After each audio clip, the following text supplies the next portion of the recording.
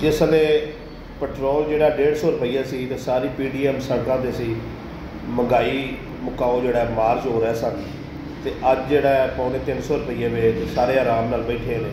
तो पता चलिया कि इन्हों ना उसले आवाम की फिक्र सी ते ना अज आवाम की फिक्र है।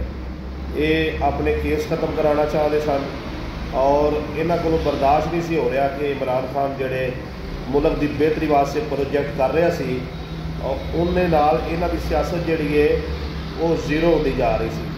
तो इन्होंने अपनी सियासत बचाने वास्ते, अपने केस खत्म कराने वास्ते, इकतदार आने वास्ते और लोगों के माइंड में जोड़ा खराब करने वास्ते एक फेक मुहिम चलाई। हुण पूरी कौम को समझ जाना चाहिए फजलुर रहमान का और वो पुत्र का, क्योंकि हुण मुस्तकबल ठीक है तो महंगाई खत्म हो गई है, गरीबों नाल कोई फिक्र नहीं है कि जोड़ा आटा जोड़ा वो 600 रुपये जोड़ा 10 किलो का थैला मिल रहा सी, हुण वो 1150 रुपये का होया है। तो हर चीज़ जी है महंगी हो गई है। हुण PDM में कोई नहीं बोलता है। तो आवाम को यह समझ जाना चाहिए कि चोरों का टोला जोड़ा किस वास्ते कौम पर मुसलत होया सी, वो अपना काम कर रहे हैं। ये जोड़े लोग ये सोचते हैं कि शहबाज शरीफ या दीगर जी PDM है एक गरीबों का ख्याल करेगी, उन्होंने अपना दिमागी इलाज कराना चाहिए। और इन्हों का जोड़ा हैड है वो जो मफरूर होकर लंदन च बैठा है, वो इन्हों गाइड कर रहा है। और ये महंगाई मजीद बढ़ेगी क्योंकि इन्हों समझ आ रही है कि कौम जी है ना वो सारा खेड समझ गई है और वो इमरान खान के नाल खड़ी है। तो लिहाजा इन्हों भुख दे, प्यास दे, महंगाई के जोड़ा ना इन्ने को लाले पाओ, इन्हों ये पीस दो कि दोबारा जोड़ा ना लैन कि असी जोड़ा अपने हकूक वास्ते बोलना है या मुल्क की बेहतरी वास्ते बोलना है या मुल्क की तब्दीली वास्ते बोलना है। तो हुण तक जोड़ा वो अपने उन्होंने महंगाई तो बहुत की है, लेकिन इसके बावजूद जोड़ा एक तदबीर ये कर रहे हैं, एक अल्लाह की तदबीर है और तदबीर वो ही चलेगी जी अल्लाह तबारक व तआला करेगा। इन्हां दे मकर जोड़े ने वो इंशाअल्लाह ताला नाकाम हो जाएंगे और अल्लाह की मदद के नाल, चूँकि इमरान खान कौम नाल मुखलस है, मुल्क नाल मुखलस है, पाकिस्तान के बच्चों के मुस्तकबल नाल मुखलस है। अल्लाह ताला उनकी मदद फरमाए और वो कामयाब होगा। बाकी एक गिला खान साहब तो हमेशा रहिंदा है कि खान साहब तुसीं 3.5 साल इकतदार च रहे हो, अगर तुसीं मॉडल टाउन के कातल फड़ के लटका दिते होंदे तो अज तुहाडे घर ते हमला ना होंदा, तुहाडी चादर ते चार दीवारी का तकद्दस पामाल ना होंदा। अगर तुसीं ने बर वक्त इन्हों सजावां दित्तियां होंदियां और नवाज शरीफ अगर तुहाडे वास च नहीं सी और किसी होर दे कहण ते साबक आर्मी चीफ जोड़ा बाजवा से उनके कहण ते जोड़ा मुल्क चों फरार करवाया गया है, तो तुसीं उस वेले इस्तीफा दे के परा कर दे और कौम को सारी गल दस दे।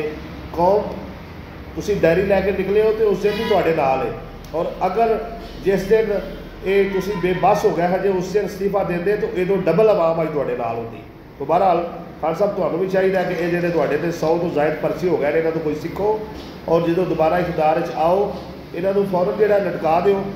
और इन्हों जोड़ा चोरा डाकुओं को मारन का एक तरीका मैं भी तुहानूं दस देना। जिसले बंदे चोरियां करते हैं तो इन्हों जोड़ा पुलिस जी पहलों ही साथियों गाह कर देती है तो किसी बराने च जाके मार देती है, तो बाद जो आख्या जाता है कि ये पेशी से लैके जा रहा सा या अपने साथी की डाकू निशानदेही करन जा रहा सी तो उन्होंने आके फायरिंग की है तो जोड़ा ये डाकू है चोर है ये अपने साथी की गोली नाल हलाक हो गया है। हालांकि असल खबर यह होती है भी थाने चो कढ़िया तो जाके उत्थे मारिया है। हर दफ़ा जोड़ा वो डाकू ही क्यों अपने साथी की गोली नाल हलाक होता है। बर कैफ यही तरीकाकार ये भी जो ये पेशियां ने जान इन्होंने चोरों डाकुओं को सैड से करा के जोड़ा इन्हों भी टिकाणे लाओ, इन्हों एक गंद साफ करो तो फिर ही मुल्क च बेहतरी आ सकती है। निज़ाम बदलन की तुसीं गल करते हो तो खान साहब अगर तुसीं वज़ीर आज़म होकर अपना एक पर्चा नहीं करा सके, तुसीं इस मुल्क के वज़ीर आज़म होकर अपनी चादर से चार दीवारी का जोड़ा तकद्दस है वो महफूज नहीं रख सके, तुसीं वज़ीर आज़म होकर तुहाडे ते 100 तो ज़ायद नजायज़ पर्चे हो गए ने, तुसीं वज़ीर आज़म होकर अज सफाइयां देते फिरदे हो और अदालतां चक्कर ते चक्कर ला रहे हो और तुहाडे कतल के प्लान बन रहे हैं। कसूर तुहाडा कोई नहीं है, तुहाडे ते हमला करने वाला वीडियो लिंक के जरिए अदालत की पेशी देता है और तुहानूं अदालत बार बार आती है कि आके ते पेशी दो। इत्थों हिसाब लाओ कि आम बंदे नाल एक कौम और इस मुल्क और इस मुल्क का सिस्टम की हाल करता होगा। वो बेचारे जहनी मरीज हो जाते हैं, 10-10 साल जोड़ा केस ही नहीं लगता है। तो बकरी चोर अंदर पिया है तो जिन्हें मुल्क लुटिया वो लंदन बह के यशियां कर रहे हैं। खान साहब तुहाडे वास्ते एक सबक है, ये वक्त है सीखण दा। हुण सीखो ਔਰ ਹੁਣ ਟ੍ਰੇਨ ਹੋ ਕੇ ਅੱਲਾ ਤੁਹਾਨੂੰ ਮੌਕਾ ਦੇਵੇ ਤੇ ਲਟਕਾ ਦਿਓ ਸਾਰੇ ਚੋਰ ਤੇ ਡਾਕੂ। ਅੱਲਾ ਪਾਕ ਤੁਹਾਡਾ ਮੁਹਾਫਿਜ਼ ਨਿਗਹਿਬਾਨ ਹੋਵੇ। ਬਾਕੀ ਸਾਨੂੰ ਇਸ ਗੱਲ ਤੇ ਤੁਹਾਡੇ ਤੇ ਯਕੀਨ ਹੈ ਕਿ ਤੁਸੀਂ ਬੰਦੇ ਇਮਾਨਦਾਰ ਹੋ, ਕਿਉਂਕਿ 100 ਪਰਚਿਆਂ 'ਚ ਇੱਕ ਪਰਚਾ ਵੀ ਕਰਪਸ਼ਨ ਦਾ ਨਹੀਂ ਹੈਗਾ।